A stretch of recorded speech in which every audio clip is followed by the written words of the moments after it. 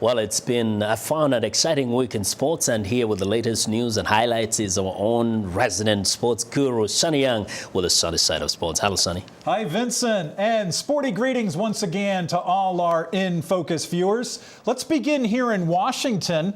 British Prime Minister David Cameron and his wife Samantha were here this week, and in addition to being welcomed at the White House, they promoted the 2012 London Olympics. The First Ladies from Britain and the USA participated in a mini Olympics at a university here in Washington. Prime Minister Cameron also had some sporting activity on his schedule. He and President Obama attended a men's college basketball game in Dayton, Ohio. Basketball is President Obama's favorite sport. Still with the Olympics, officials in London showed off some of the athletes' village this week. Up to 16,000 athletes and team officials from more than 200 countries will eat and sleep in the village at the Olympic Park in East London during the Olympic Games, which get underway July 27th. In addition, about 7,000 disabled athletes during the Paralympics will use the facilities. In the village, no more than 2 athletes will share a bedroom in the 2,800 apartments located there at the Athletes Village in East London. London organizers say they're ready to host the games. Finally, here in the United States, the popular men's college basketball championship tournament known as March Madness has tipped off at various venues around the country. In first round action Thursday, one of the winners was Vanderbilt University, which beat Harvard 79-70 in Albuquerque, New Mexico. Vanderbilt features one of the African players in the single elimination competition, Festus Ezeli, a 22-year-old senior center who is from Benin City, Nigeria. Festus had a good game on Thursday. He scored 8 points and grabbed a game-high 11 rebounds in Vanderbilt's win over Harvard. And the NCAA championship game will be played on April 2nd in New Orleans, Louisiana. I'm VOA Sonny Young, and that's the Sonny Side of Sports.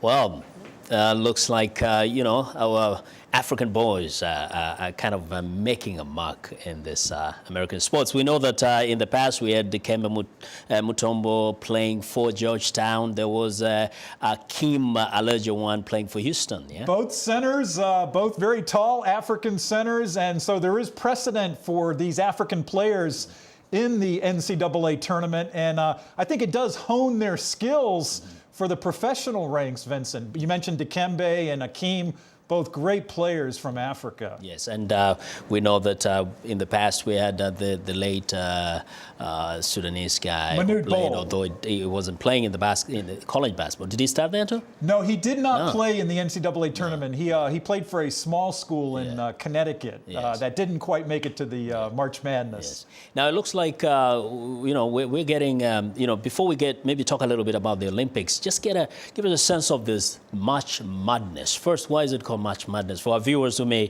not get a sense of that? Well, one of the reasons they call it madness, Vincent, is because of the upsets that occur typically in the early rounds of the tournament. You have these lower ranked teams that pull off upsets against more favored schools, and that's where part of the madness comes from. The tournament always tips off in March, although as I mentioned, the title game will be held in early April. But it typically features some schools that people don't necessarily think will win the game, but they end up, pulling off an upset or two. Yes, but also this is a great opportunity for college basketball players to be seen, to be noticed by recruiters, isn't it? Great exposure. Some of the players in recent years that have moved on to the NBA ranks Stephen Curry, he had a great tournament a few years ago for Davidson. His father, Del Curry, played in the NBA. He's now with the Golden State Warriors. So some of these players in the tournament do move on to successful professional careers. Actually, a question that a few people have asked me, how do these young men manage to be so immersed in the games while they're students?